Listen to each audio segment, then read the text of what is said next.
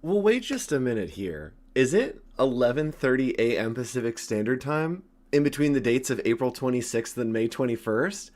Well, that means it's Daily Creative Challenge time. Hi, everyone. What's up? My name is Andrew Hochradel. If you'd like to, you can say my name like this, and you can follow me right there. Those are the places to get involved. Also, if you haven't joined the challenge, we're learning Illustrator every single day. A little bit of fun. We are doing showers versus flowers. Last week was showers, and next week is flowers. But today we have a very special challenge. But first, if you want to get connected right here, you can join our Discord, bit.ly/AI Discord. We'll circle back to that at the end and give you guys a little preview into some of the work that you are using. But very special, what you'll need today, you need to go to the link that Wade is going to put in chat right here, behance.net/challenge/illustrator. Grab your source file. You can click to take the challenge. And once you get that source file, today we are designing a sticker, and not any sticker. We are designing a sticker for when you get stuck, when you have maybe a stick, or maybe you have some kind of shot, maybe. So we are going to be creating a sticker for you guys. You are designing a set of geometric stickers using the Polygons and Type on a Path tool. You can choose whatever you want. You can do celebratory stickers. You can do something to wish someone happy birthday. For me, guess what? Just got my second dose of the vaccine. So I'm going to be making some vaccinated stickers because I'm very excited and I want to help promote and wear a sticker that says that I am up on that vax life. Looking vaxxed, bro. So stick with it, whether that's a vaccine or a sticker, either of those. So we're going to hop in here and I'm going to show you how to make some different, what are the words? Polygons. It's right there on my screen. My brain farted for a second. So let's go ahead and just hop right into the challenge. We're trying a little different structure. Get right in with it. No more fluff. So we're going to hop in and do some polygons here. Now, the easiest way to do polygons is we're actually going to do a sticker sheet. So we're going to do 3 different stickers, maybe 4, on our artboard here. And the first thing we want to do is grab our polygon tool. So we're going to hold on the rectangle tool, come down to polygon. And check this out. So we can click on the polygon and we can click and drag this shape out. And you can see that it's dragging out a certain amount of sides. We can hold shift and it will lock it for us. Or we can continue and kind of make it a little bit wonky. I believe if you hit up or down, a lot of people know this, you can change how many sides that polygon has. So here it is a triangle, and that triangle has 3 sides. If we hit up, it goes to 4 sides. It's a square. 5 sides, pentagon, septagon, hexagon, septagon, octagon. That's where we go. And then it gets into n-gons as we continue to go. So you can create different polygons using just the arrow keys up and down as you click and hold. So you can't do it after you've clicked or held. It's just going to move it. But if you are clicking and holding, you can hold shift and then hit up and down and it will create a nice little polygon for you. So we're going to start out and we're going to do, let's do an octagon. I think octagon is a great thing for maybe we do a stop the spread kind of thing. So of course we got to make it red. Let's see if our swatches are back. Still not back. Worked on it yesterday. Still couldn't get it. I don't know what's happening. We'll figure it out tomorrow. So we're going with a red.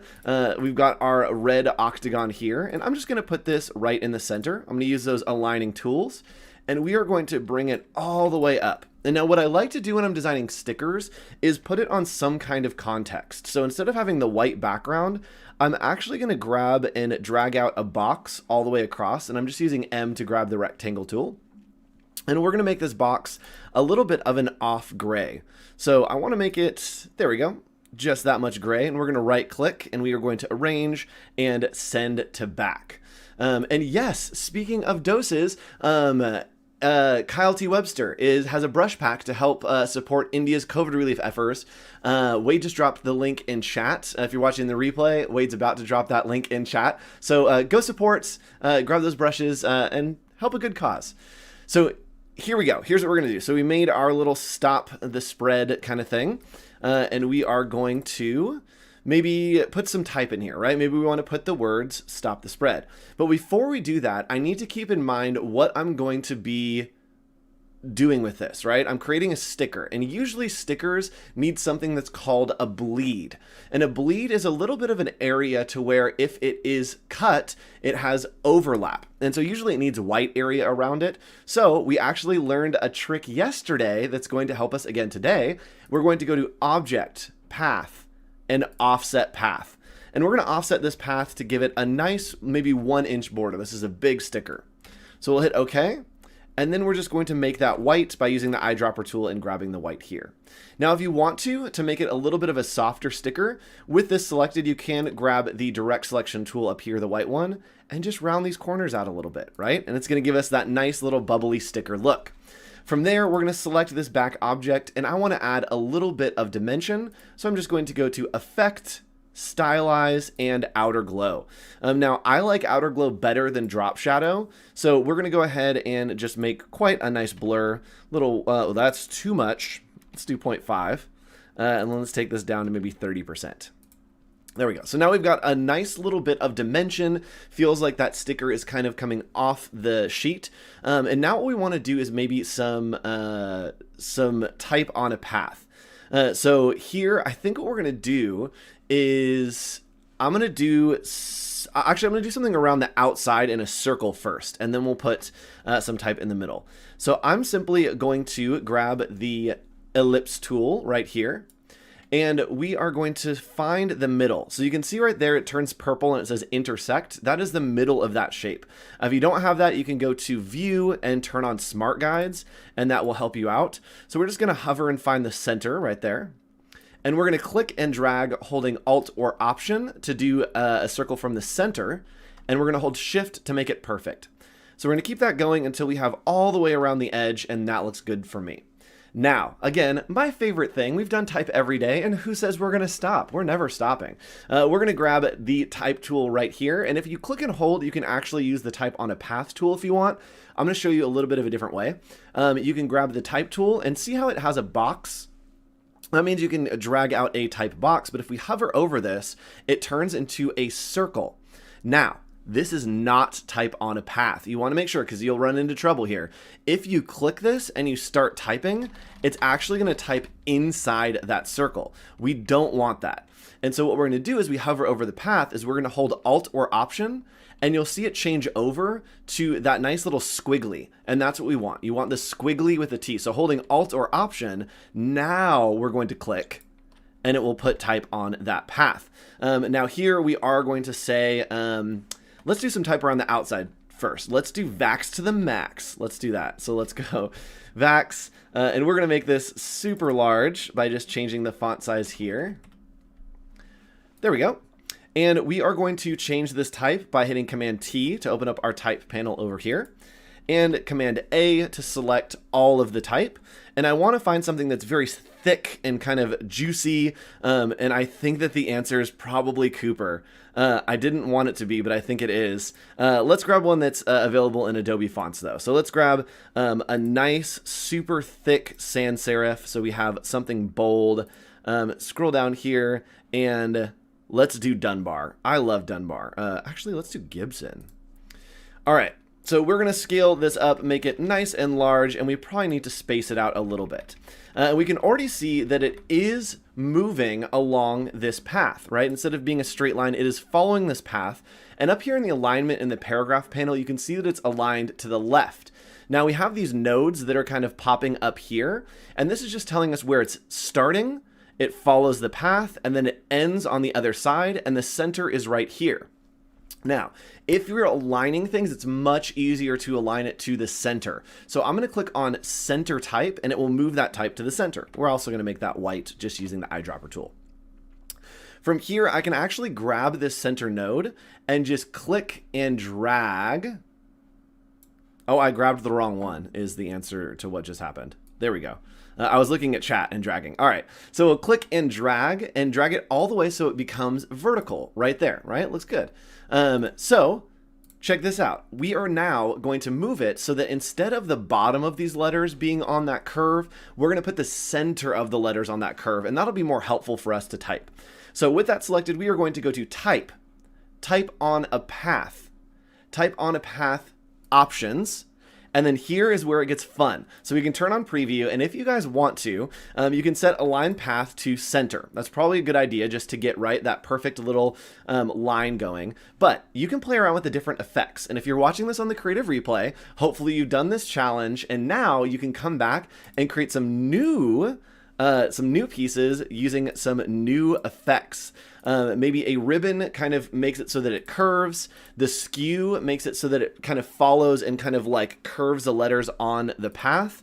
Stair step makes it so that it hits each step, and then gravity pulls it toward the middle. So we're just going to use a rainbow here today because it's the easiest for what we want. And we're going to hit OK. We can also change the spacing if we want to, but we're not going to do that here.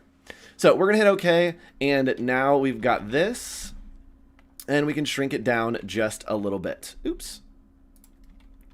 So you can see we're still on that path. Anika, if you stick around, I'll show you how to turn on notifications for these challenges. And yes, they're always available, and there is a dedicated page. Wade, if you can drop that link. There is a page where you can click a button. It will notify you every day. And then if you miss it, you can go back and watch the replay. So we're actually going to do Vaxed. I actually don't know if that's how you'd spell it, but we'll pretend like it is. And we're going to move these out.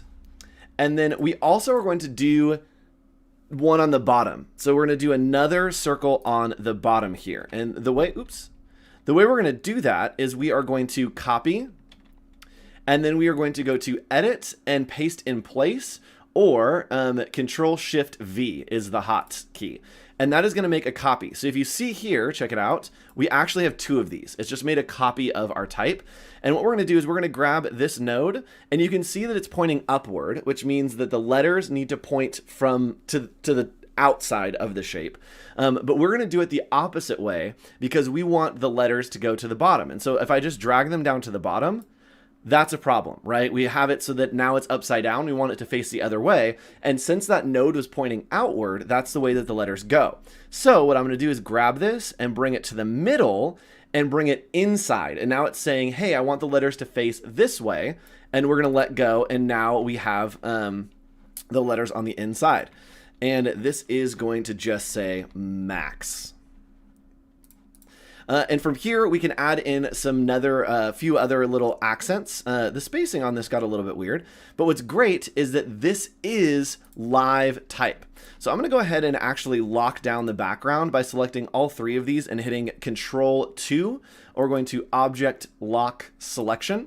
And that way I won't mess with them. And I can click and drag these because I don't really love this font and the way that it's looking.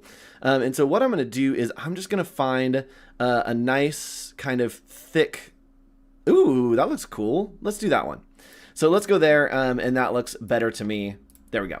And so now we have our type around the outside. And check this out. We can add in some more type. So I'm going to add in to the. So I'm just going to add in. Let's keep those. Let's keep those looking the same. And we're going to move this over here. And maybe just do a little bit of extra fun. Oops. It's not quite letting me scale that, so we'll just bring it down this way. Oh, it's not letting me do that either. Well, something weird's happening. So we can add in some type there. If you wanted to, you could add in some extra type. Let's try to do this. There's always a way around. That's the key here. There's always a way around, and that worked. So we're going to add in maybe some to the. There we go. And then it kind of reads a little bit better all the way across on that line. So we're going to continue on, and we're going to make some more polygons, and I'm going to show you how to continue putting type on that path. Now, if we did want to do something that says stop check this out. What we can do is we can actually use the brush tool over here to draw a line. Now, type on a path doesn't have to be on polygons. This can be something that is just drawn naturally. So with the paintbrush tool, we are going to hit enter, and that will bring up the options. We want this all the way smooth, all the way as smooth as we can go, and hit OK.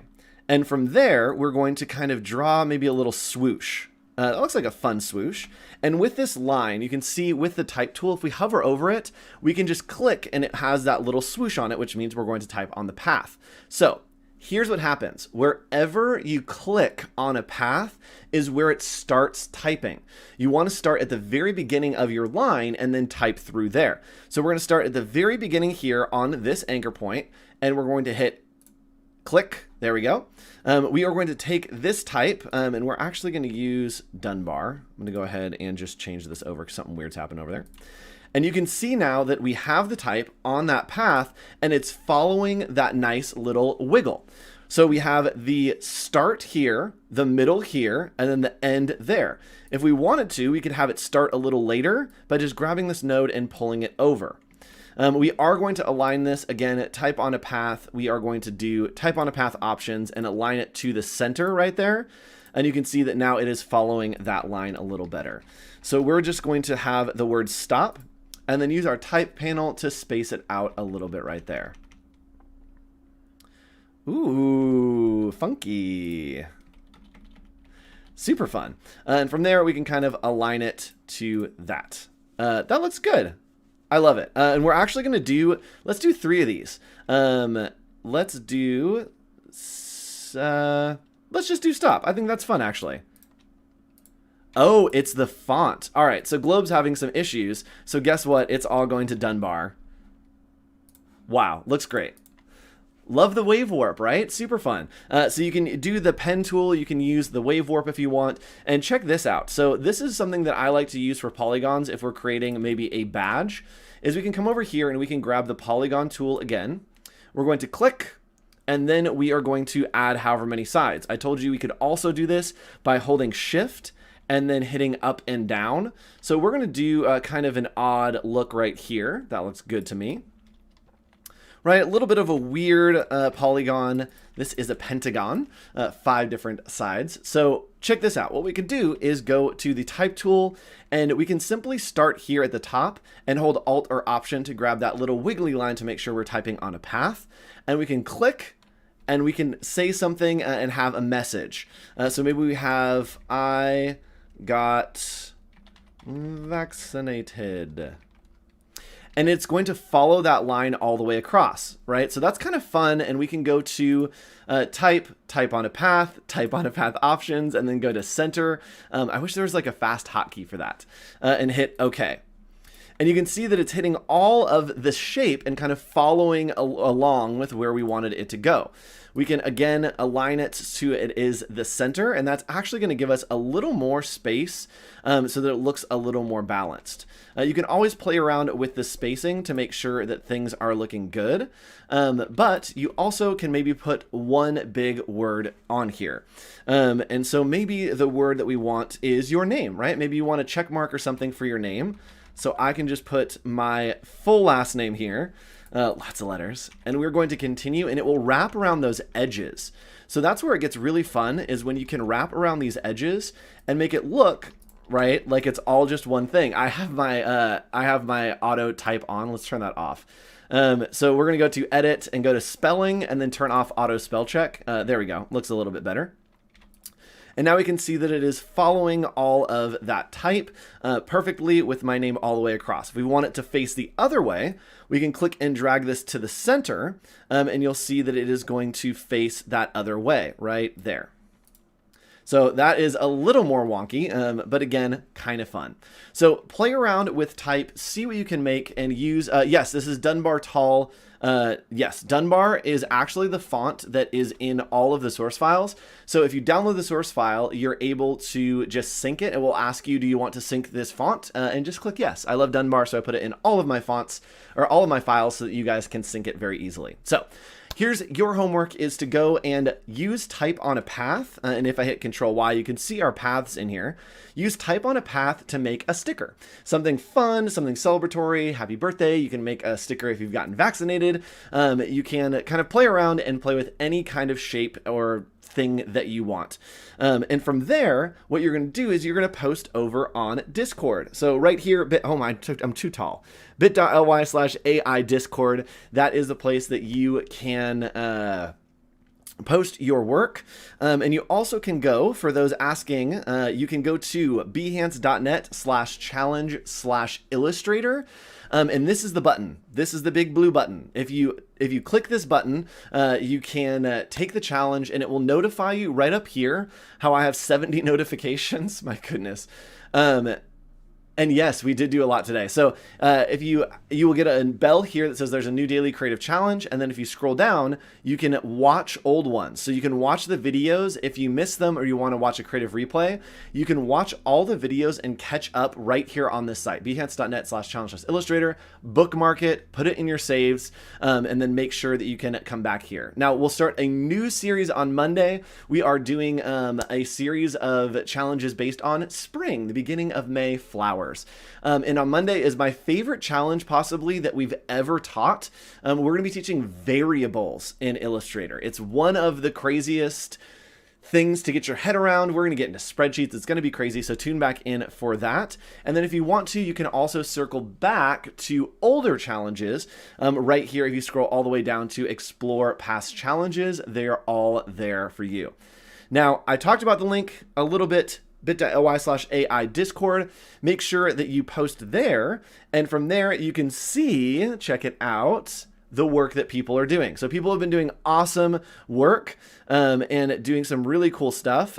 We've got patterns, we've got some type from past challenges. So you can post it here, get some feedback from our mentors, and it's a really, really great time. And yes, variables are a constant struggle. Yes, they are pretty crazy. So we're going to get into those, but let's do a quick recap of what we learned today. If you're watching the creative replay, hello, welcome. We're going to give you a little bit of extra homework. And if you're watching this live, then we are going to review, and then I'm going to give you homework to come back for the creative replay. So here we go. We have created type on a path, and we've created a sticker using an outer glow on this shape back here. We also have used offset path to give it a little bit of extra space around the edge. From there, we have, is this live or replay? This is live.